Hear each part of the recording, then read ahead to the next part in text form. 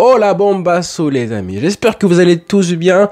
En ce 7 août, ça y est, les 30 nominés du Ballon d'Or ont été dévoilés par France Football. Ils ont mis du temps. Qu'est-ce qu'ils ont mis du temps aujourd'hui? Entre 12h30 et 15h30 pour dévoiler successivement. Maintenant, ça devient un teaser. Cette cérémonie, ça prend tellement d'ampleur auprès des fans de foot qui en accordent tellement d'importance que maintenant, France Football et l'équipe, ils font de l'oseille dessus. Ils font des émissions, ils font des teasers, ils dévoilent les nominés pour Trophée Copa, Ballon d'Or féminin, etc. au fur et à mesure. Et ça dure des heures. On parle juste des nominés. Imagine la cérémonie. Bref, c'est fait, c'est officiel. Des grosses surprises ou pas? En vrai, pas de grosses surprises. Maintenant, moi, ce qui me choque en voyant évidemment les noms, c'est la présence des joueurs du FC Barcelone et du PSG. On a une razzia. Bon, c'est pas autant que ce qu'on a pu voir à l'époque du Real et du Barça. Mais là, on voit clairement que les équipes qui ont le plus choqué, les joueurs qui ont le plus marqué évidemment la saison, c'est le Barça et le PSG. Encore une fois, quand tu vois la liste, et bah oui, c'est logique. On a évidemment un collectif du PSG qui se dégage avec des joueurs. On voit que les joueurs du PSG, même auprès des fans, ils savent pas vraiment vers qui aller. Il y en a beaucoup qui disent Dembélé. On a aussi une communauté qui avait dit plutôt Hakimi, aussi Vitinha. Bon bref, là c'est un petit peu mélangé, même si évidemment le favori ultime, en tout cas pour le PSG, c'est Ousmane Dembélé. Côté Barça, pas de grande surprise. Pedri est là, Rafinha est là. Lamine Yamal, évidemment, comme favori numéro 1, même si je pense que Rafinha aussi, il y a pas mal de gens qui voulaient le mettre en avant. Et puis Lewandowski, je me demandais s'il allait être là ou pas. Honnêtement, je ne savais pas si on allait voir Lewandowski parmi les 30 joueurs dénominés, puisque le joueur a quand même fait une bonne saison en termes de chiffres, statistiquement parlant, mais avait bien commencé la saison, mais à tout doucement, on se rappelle un début de saison incroyable entre lui, Lamine Yamal et Rafinha, et puis tout doucement, il s'est un petit peu éteint, a décliné au fur et à mesure dans les grands matchs. En plus, il n'était pas là face à l'Inter Milan. Donc vraiment, je me demandais s'il allait être même présent. Et donc du coup, PSG et Barça qui ont dominé la liste. Si on a un top 10 avec, honnêtement, si on a un top 10 avec que des joueurs du PSG et du Barça, plus, on va dire, Mohamed Salah, Mbappé, franchement, je serais absolument pas surpris. Si on a 8 joueurs, en gros. Mais bon, en soi, ce qui compte, c'est évidemment le top 1, top 2, top 3, le Ballon d'Or, le podium à la limite. Le reste, c'est plus du prestige pour dire j'ai fait partie des 10 meilleurs joueurs du monde de la saison. C'est plus ça qui, moi, je pense, est important pour les joueurs. Je pense que pour un mec comme Mbappé, finir 8e ou 4e ou 2e, maintenant je pense qu'après il s'en fout. Je pense qu'à 27 ans comme il a maintenant, presque, je pense qu'il s'en fout un petit peu. Il a manqué évidemment le Ballon d'Or en 2023 grâce à Emiliano Martinez. Et du coup aujourd'hui il en est toujours à 0 Ballon d'Or, c'est une petite surprise, mais surtout un seul podium en carrière pour Mbappé. Qui aurait cru en 2018-2019 à l'époque qu'il n'en serait qu'à un seul podium à 27 ans. Parce que pour moi, on va pas se leurrer, je pense pas qu'il finira cette année dans le top 3 mondial. Qui finira top 1, évidemment, ça va être la clé, ça va être là à partir de maintenant jusqu'à la fin du mois d'août. Je crois que les votes ça se terminent le 28 août, non 29 août je crois, 2025. Donc d'ici là, on aura la propagande qui va être effectuée par les supporters de tous les clubs du monde. En général, moi, en général, je vais pas me vanter, mais je trouve que régulièrement, j'arrive à bien deviner qui sera le prochain lauréat. Depuis, on va dire, 2010, et la vraie surprise, à l'époque où tout le monde était un petit peu choqué de voir Messi remporter ce deuxième Ballon d'Or.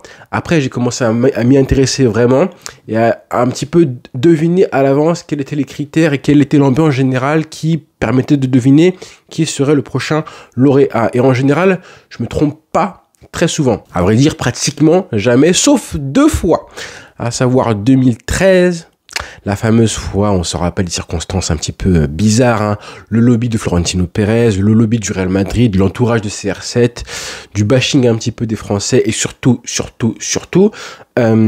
du report des votes de la FIFA à l'époque du Ballon d'Or France Football qui avait forcément influencé les votes parce qu'il y avait des journalistes qui sentaient justement que c'était le moment de changer de vote en pleine période éliminatoire. On se rappelle que le match Suède-Portugal avait largement influencé les votes. Donc 2013, j'étais vraiment surpris du résultat, et aussi 2024, l'année dernière, vraiment dans ma tête, c'était sûr à 1000% que Vinicius allait le remporter. Vinicius est en vrai, c'est une surprise de le voir dans les 30 nominés. Je pense que s'il n'avait pas été au Real Madrid, s'il fait la même saison dans un club un peu moins médiatisé, un club où ce que tu fais est moins buzzifié, si ça se dit, hein, bah, je pense qu'il est même pas dans les 30 moi. Donc on verra ce qu'il en sera si j'aurai raison cette année pour mes prédictions Ballon d'Or. Honnêtement, là, je suis quand même dans le flou. Franchement, je change d'avis toutes les 5-10 minutes. Parfois, il y a des jours, je me dis ce sera Lamine Yamal forcément, ou d'autres, je me dis Ousmane Dembélé, mais je vais être honnête avec vous, je pense qu'il y a plus de jours, je me dis que ce sera Ousmane Dembélé. Je pense qu'il est un peu favori parce que ce qui s'est passé là au mois de juin avec la Coupe du Monde des clubs, je pense que c'est le moment où il a eu le dernier mot. En gros, il a eu l'occasion de mettre un coup de projecteur sur lui, et il l'a fait, hein, que Lamine Yamal n'a pas eu. Évidemment, l'image marquante, la dernière image marquante de la saison, c'est ce match-là entre le Real Madrid et le PSG, où le Real Madrid s'est fait étrier 4-0. Je pense que dans l'imaginaire collectif des votants qui ont vu ce match-là et qui, je pense, ont été un petit peu choqués, frappés, les images marquantes, et ben ça a un point. Hein. Les images marquantes, c'est justement ça qui fait que Lamine Yamal fait partie des favoris aujourd'hui, avec ce qui s'est passé face à l'Inter Milan. Et la dernière image marquante chronologique, la plus récente qu'on ait eue dans le football, le dernier gros séisme qu'on ait vu, c'est évidemment ce match entre le Real et le PSG qui est arrivé du coup juste avant l'ouverture des votes qui commence aujourd'hui avec les nominés. Donc je pense que ça a eu une influence et que ça a joué en faveur du coup d'Ousmane Dembélé. À quel point, je ne sais pas si ça a réussi à le faire passer devant Lamine Yamal, parce qu'il y a un mois et demi de ça, du coup, je pense que avant ce match-là, Lamine Yamal était numéro 1 favori pour la majorité des votants. Ce qui a peut-être changé depuis ça. Après Dembouz, hein, s'il est Ballon d'Or, on sera heureux pour lui parce qu'il l'aura mérité. Lamine Yamal le mérite aussi, hein, pour moi, les deux le méritent, mais Ousmane Dembélé fait figure pour l'instant de ce qui se dit de favori. J'espère par contre qu'on aura un podium et même un top 5 avec des joueurs du Barça et du PSG. Pas seulement Lamine Yamal, parce que Rafinha, je pense qu'il mérite largement d'être au moins dans le top 4. Je me suis amusé à faire une prédiction, hein, et c'est une prédiction, ce ne sont pas mes vœux à moi. Moi, mon souhait, c'est évidemment que Lamine Yamal, mon joueur du Barça, remporte le Ballon d'Or.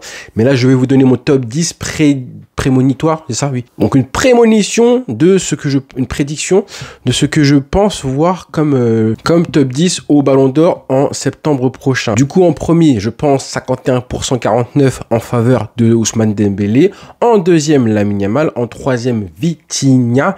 En quatrième, Rafinha. Oui. Puis ensuite, en cinquième, soit Monsieur Achraf Hakimi, soit Monsieur Mohamed Salah. Petit avantage peut-être à Mohamed Salah qui est lui attaquant. Et oui, ça joue. Ensuite, du coup, en sixième, soit Hakimi, soit Salah.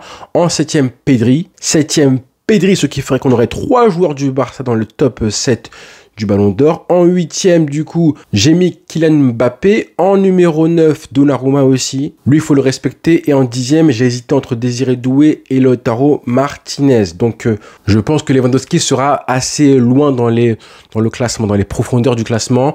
Pas aussi loin que CR7 en 2022, quand le Portugais avait eu 0 points. Mais honnêtement, c'est déjà bien d'y être pour lui. Donc voilà pour le Ballon d'Or. Hein. Honnêtement, Lamine Yamal, deuxième, si ça arrivait, hein, deuxième du Ballon d'Or à 18 ans, ce serait encore une fois un exploit de fou. Ce serait évidemment le plus jeune joueur de l'histoire du football à être sur le podium d'un Ballon d'Or. Encore un record de précocité. Et je me dis que peut-être que ça va générer en lui cette espèce de faim, d'envie de montrer qu'il aurait pu gagner ce trophée-là si évidemment le Barça était passé en finale. Je pense qu'il aura la dalle. On va du coup créer un monstre. Ça va lui donner l'envie d'en faire beaucoup plus que ce qu'il a du coup déjà accompli. Donc je suis pas inquiet. On sera pas vraiment déçu pour lui. C'est pas comme s'il va rater sa dernière occasion de sa vie, comme ça peut être le cas pour Rafinha, qui lui du coup, on peut imaginer qu'il a réalisé la plus grande saison de sa carrière, hein, parce que là en plus il y aura la Coupe du Monde, le Brésil c'est compliqué pour eux et tout, donc Rafinha on sait que c'était un petit peu maintenant ou jamais, alors que Lamine Yamal on sait que normalement, hein, si tout va bien, pas de blessure, un Barça qui marche bien, une Espagne assez costaud en plus, il devrait être favori tous les ans ou presque. Ce qu'on espère nous, c'est évidemment qu'il batte ce fameux record de précocité en devenant le plus jeune Ballon d'Or de l'histoire. Il a encore, je crois, 2 chances, 2025, 26 et 27. Donc 3 chances, mais en vrai 2 si jamais il finit deuxième cette année. Donc ce ne serait absolument pas un drame si jamais Lamine Yamal termine deuxième. Au contraire. Et n'écoutez pas tous les supporters du PSG qui disent que qu'est-ce que Désiré Doué a de moins que Lamine Yamal, qu'est-ce qu'un tel joueur a de moins que Lamine Yamal, est-ce que Lamine Yamal a fait une meilleure saison que tel joueur du PSG? Tous ces ragots-là, hein, ça montre que beaucoup de personnes n'ont pas compris le Ballon d'Or, vous n'avez pas compris que le Ballon d'Or, c'est pas des statistiques, ce n'est pas seulement plutôt des chiffres, ce n'est pas seulement du palmarès, c'est aussi des matchs marquants, comment tu as crevé l'écran. Et ce qui vient de se passer là, au mois de mai 2025, avril-mai 2025, c'est quelque chose dont on reparlera dans 5, 10, 15 ans. Ce match de référence, le moment où Lamine Yamal a définitivement choqué et traumatisé l'Europe, le monde du football, que dis-je, le monde du football. Donc voilà les amis, rendez-vous du coup très vite. On parlera évidemment ce soir des capitaines du Barça lors du live quotidien les frères. Bonne journée à tous et rendez-vous du coup très vite. Bonne soirée. Ciao.